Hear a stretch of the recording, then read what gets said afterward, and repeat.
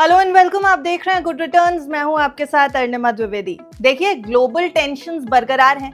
Donald Trump अपनी हरकतों से बाज आ नहीं रहे हैं और इस पूरे सिनारियो का असर पड़ रहा है शेयर बाजार पर, न सिर्फ ग्लोबल मार्केट्स पर इंडियन शेयर मार्केट पर भी। और उसके साथ साथ इसका असर पड़ रहा है आपके पोर्टफोलियो पर।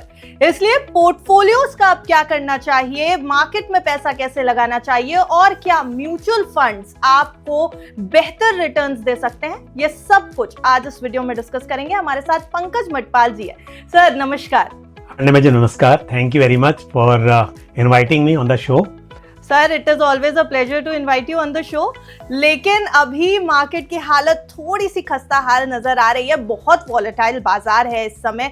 ग्लोबल टेंशंस के बीच में मार्केट का आउटलुक आपको कैसा लग रहा है? देखिए, बिल्कुल सही कहा आपने अर्णिमा जी कि मार्केट में उठापटक बहुत चल रही है और अनसर्टनिटीज बहुत ज्यादा हैं। जियोपॉलिटिकल रीजन्स हैं। जब तक ये सब चीजें क्लियर नहीं होती, एक तो जियोपॉलिटिकल, दूसरा जो ट्रेड डील अभी तक अटकी हुई है उस पर क्लैरिटी नहीं है। एफआईआई पैसा निकाल रहे हैं इंडिया के इक्विटी मार्केट में डालने की बजाय। तो ऐसे में बेशक अभी कुछ कहा नहीं जा सकता है, लेकिन अगर मैं दो बातें आपको बोलूं, एक तो ये कि इक्विटी का नेचर है, ये सब उतार चढ़ाव जो रहता है ये कुछ कुछ साल में होता रहता है। तो निवेशकों को लॉन्ग टर्म के लिए ही निवेश करना चाहिए इक्विटी मार्केट में, और यदि अभी भी कर रहे हैं इस वक्त पर और लंबा नजरिया है तो कोई प्रॉब्लम नहीं है। दूसरी बात यह है, यदि बात की जाए वैल्यूएशंस की, कि आउटलुक की अपने बात की, तो अगर ये सब चीजें ठीक हो जाएंगी तो वैल्यूएशंस, स्पेशली यदि हम लार्ज कैप की बात करें तो काफी हद तक ठीक है। मिड कैप, स्मॉल कैप अभी भी बहुत कंफर्टेबल नहीं है। लेकिन फिर भी मैं कहूंगा कि यदि स्टैगर्ड मैनर में आप इन्वेस्ट करना स्टार्ट करें इक्विटी में अब से, तो ये लॉन्ग टर्म के लिए शायद सही रह सकता है जी।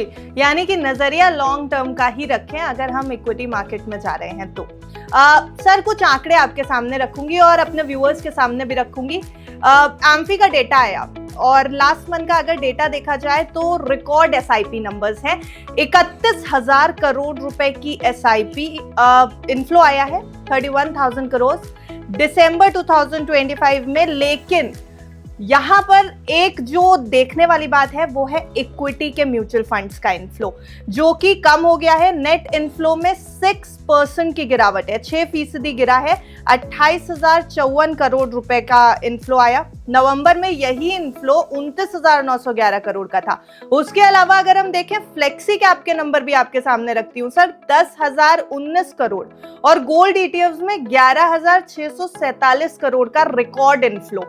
सर क्या ट्रेंड शो कर रहा है? एसआईपी का रिकॉर्ड इनफ्लो है, इक्विटी से भरोसा उठ गया है और गोल्ड और फ्लेक्सी कैप फंड्स की तरफ भरोसा बढ़ रहा है। गोल्ड की तरफ तो समझ में आता है, रिजल्ट बहुत अच्छे मिल रहे हैं, रिटर्न बहुत अच्छे मिल रहे हैं, पर ये थोड़ा रिस्की सिचुएशन लग रहा है।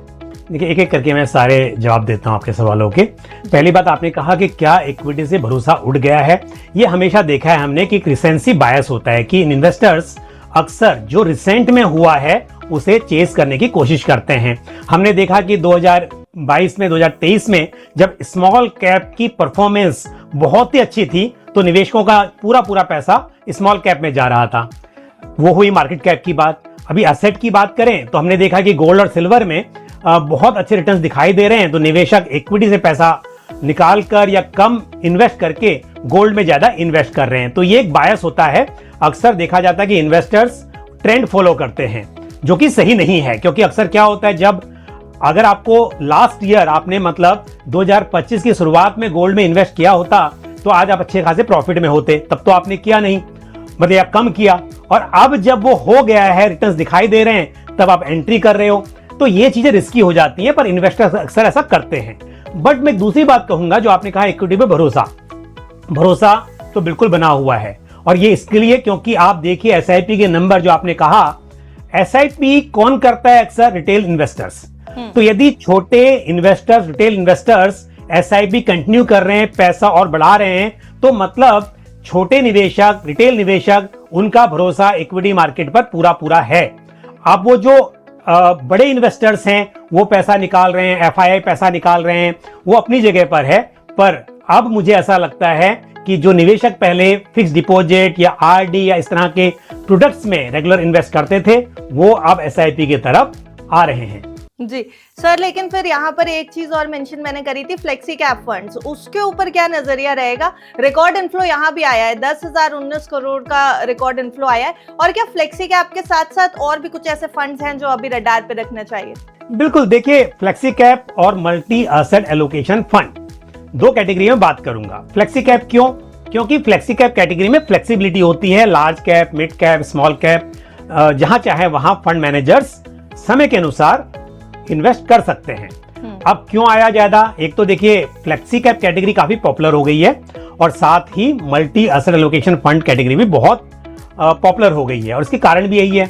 इन्वेस्टर्स क्या करते हैं, जब मिड कैप में पैसा बन चुका होता है, रैली हो चुकी होती है, तब एंटर करते हैं। स्मॉल कैप में रैली हो गई, फिर एंटर किया और फिर नुकसान हो गया। तो अब कम से कम उन्हें समझ में आया कि भाई यहां पे ये ऐसे चॉइसेस हैं, ऐसे कैटेगरी हैं जहां पर फ्लेक्सिबिलिटी है, और फंड मैनेजर्स एक मॉडल के तहत और एक मतलब जिस हिसाब से रिसर्च के अनुसार ये सब बदलाव करते हैं। तो एक तो जागरूकता मैं कहूंगा कारण है जिसकी वजह से फ्लेक्सी कैप कैटेगरी में ज्यादा निवेश बढ़ा है।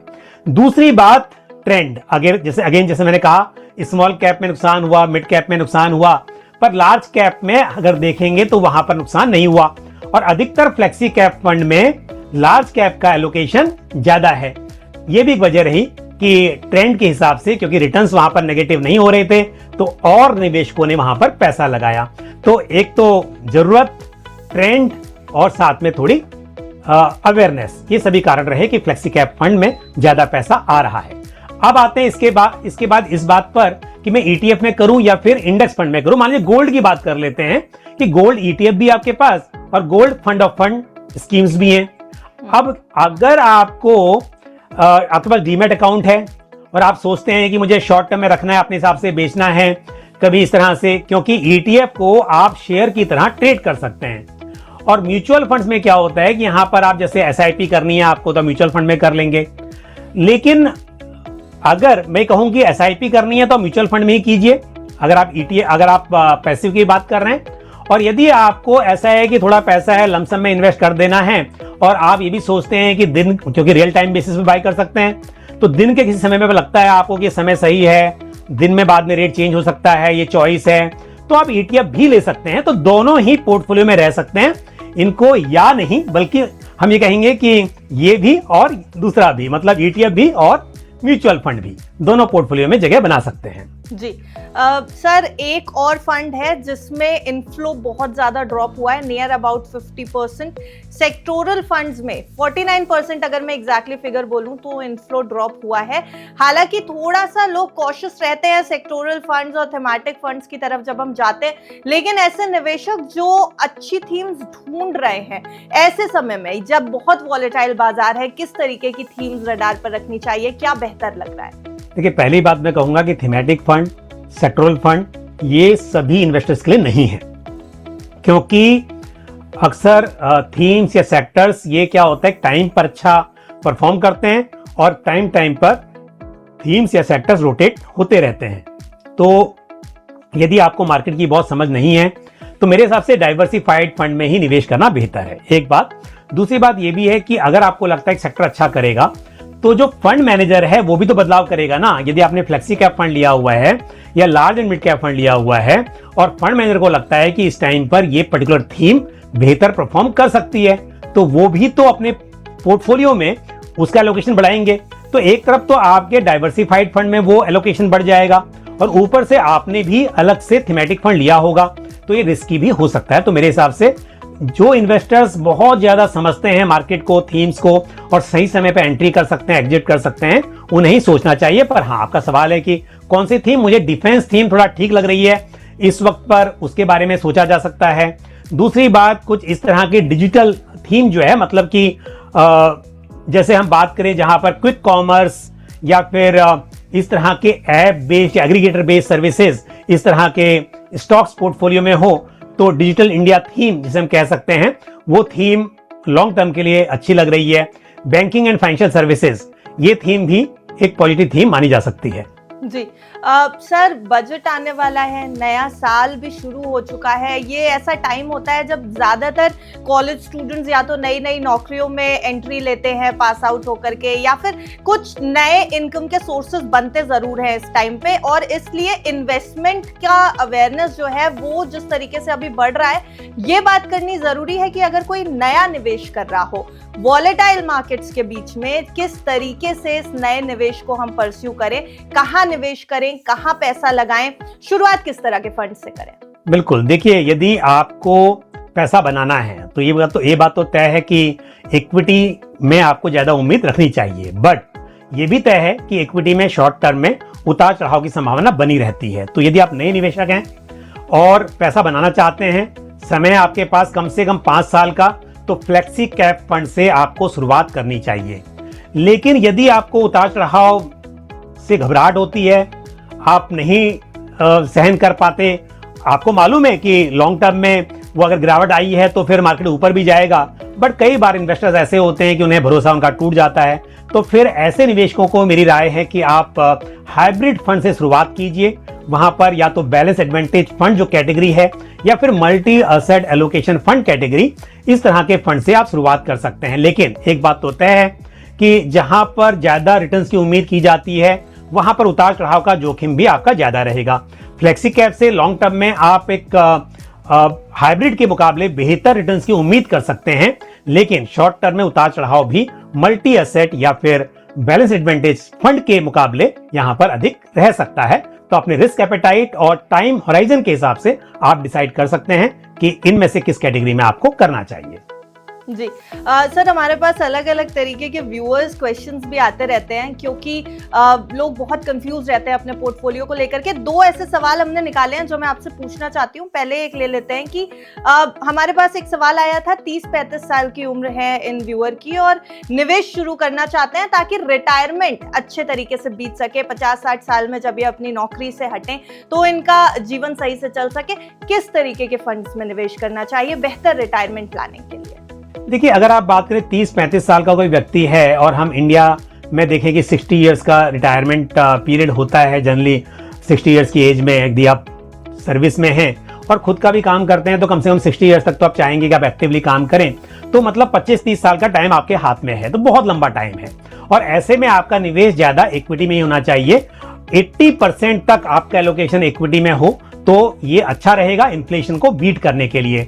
क्योंकि आज आप सोचते होंगे कि मेरे पास अगर 2-3 करोड़ रुपए भी हो तो मैं रिटायर हो जाऊं तो काम चल जाएगा, लेकिन अगर आप बात करें एक 25-30 साल के बाद तो 2 करोड़ की जो वैल्यू होगी वो आज के कुछ 30-35 लाख के आसपास बच जाएगी। तो इसके लिए महंगाई दर को ध्यान रखते हुए आपको इन्फ्लेशन को बीट करना है, महंगाई दर को मात देनी है, तो इक्विटी अच्छा एसेट क्लास है। अब आते हैं किस तरह की कैटेगरी में। जैसे मैंने पहले भी कहा कि flexi cap fund, multi cap fund, इस तरह के फंड्स में आपको निवेश करना चाहिए जहां पर डाइवर्सिफिकेशन रहता है।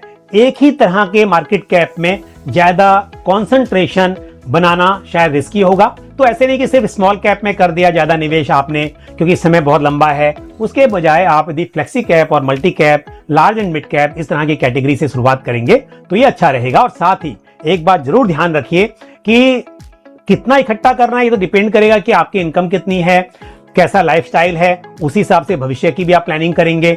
जो व्यक्ति आज 1 लाख कमाता होगा उसका रिटायरमेंट की जरूरत भी बड़ी होगी, जो 50,000 कमाता होगा उसकी उसके मुकाबले कम होगी। बट मैं कहूंगा कि जितनी भी आपकी इनकम है मंथली, उसका कम से कम 30% आप इन्वेस्ट करने का प्लान कीजिए, कम से कम उतना करते रहिए। और जैसे इसकी भी इनकम बढ़ती जाए जिस रेट से, उसी रेट से अपनी SIP को भी बढ़ाते रहिए ताकि लॉन्ग टर्म में फिर आप रिटायरमेंट के वक्त अच्छी पूंजी बना सके और अच्छा लाइफस्टाइल आप फिर एंजॉय कर सके। यानी कि स्टेप अप SIP वाला पूरा फॉर्मूला हमें इस्तेमाल करना पड़ेगा अगर बेहतर रिटायरमेंट प्लानिंग चाहते हैं तो। सर एक आखिरी सवाल, ये भी व्यूअर्स से जुड़ा हुआ सवाल है बट इसको मैं आम सवाल की तरह आपके सामने पेश करूंगी। कुछ ऐसे निवेशक भी हैं जिन्होंने म्यूचुअल फंड्स ने लमसम अमाउंट लगाया हुआ था और उनको बेहतर प्रॉफिट भी मिला, लेकिन अब एक पॉइंट पे आने के बाद ये फंड्स हो गए हैं स्टैग्नेंट, कुछ बहुत ज्यादा रिटर्न्स उनको नहीं नजर आ रहे इन फंड्स में। ऐसे व्यूअर्स के जो सवाल हमारे पास आए हैं, ऐसे निवेशक हमारे साथ ये पूछ रहे हैं कि करें क्या। एसआईपी करें, थोड़ा पैसा निकाल लें पार्शियल और उसकी एसआईपी कर दें, जो फंड जैसा चल रहा है उसे चलने दें, अलग से एसआईपी करें, या फिर अभी इन फंड्स को वेट एंड वॉच की कैटेगरी में डाल दें? देखिए, यदि मार्केट ही गिरा है तो आपका फंड भी वहां पर डेफिनेटली गिरा होगा, उसकी परफॉर्मेंस भी नीचे आई होगी। तो ये सोचकर तो आप नहीं निकले उसमें से, पर आपने चॉइस गलत कर ली थी, तब बात अलग है कि आपने अपने पोर्टफोलियो में स्मॉल कैप ही बहुत सारे भरे हुए हैं और आपको लग रहा है कि यहां तो नुकसान हो गया है, तो बिल्कुल आपको पोर्टफोलियो को रीबैलेंस करना चाहिए। लेकिन यदि आप अपने हिसाब से, जैसे कि आपके पोर्टफोलियो में होना चाहिए कि आपने सोचा है कि 60% लार्ज कैप है, 30% मिड कैप है, बाकी स्मॉल कैप है, और गिरावट आई है तो पोर्टफोलियो में नुकसान दिखाई दे रहा है, तो कोई चिंता की बात नहीं है, बने रहिए। आपने यदि इक्विटी में इन्वेस्ट किया है तो कम से कम 5 साल का नजरिया रख के तो किया ही होगा। उससे कम में किया है तो फिर गलत किया है। अगर आपको 1 साल में जरूरत पड़ने वाली है पैसे की और आपने मार्केट की पास्ट परफॉर्मेंस देख के इन्वेस्ट कर दिया था और अभी आपको लगने वाला है, तो मैं तो कहूंगा कि नुकसान में निकल जाइए, पर निकल जाइए, क्योंकि अगर अगले 1 साल में मार्केट में बहुत सुधार नहीं आया या जहां पर आप हैं आज वहां से और थोड़ी गिरावट आ गई और फिर सुधार आया तो भी आप नुकसान में ही रहे, तो इससे अच्छा नुकसान को कम करना है तो अभी निकल जाइए। पर अगर आपने सोच समझकर रणनीति के तहत इन्वेस्ट किया है और 5 साल का कम से कम नजरिया है और फंड्स अच्छे हैं, तो बिल्कुल निकलने की जरूरत नहीं है। मैं तो कहूंगा कि आप और एवरेज कीजिए, अच्छे फंड्स में टॉपअप करना गिरावट वाले बाजार में ये फ्यूचर में फायदेमंद साबित हो सकता है। Thank you so much Pankaj sir, आज हमारे साथ जुड़ने के लिए। मार्केट जब वॉलेटाइल होता है तो आप जैसे एक्सपर्ट्स की बहुत जरूरत पड़ती है, क्योंकि लोग बहुत डर जाते हैं पोर्टफोलियो को लेके। बहुत बहुत शुक्रिया आपका। Thank you very much.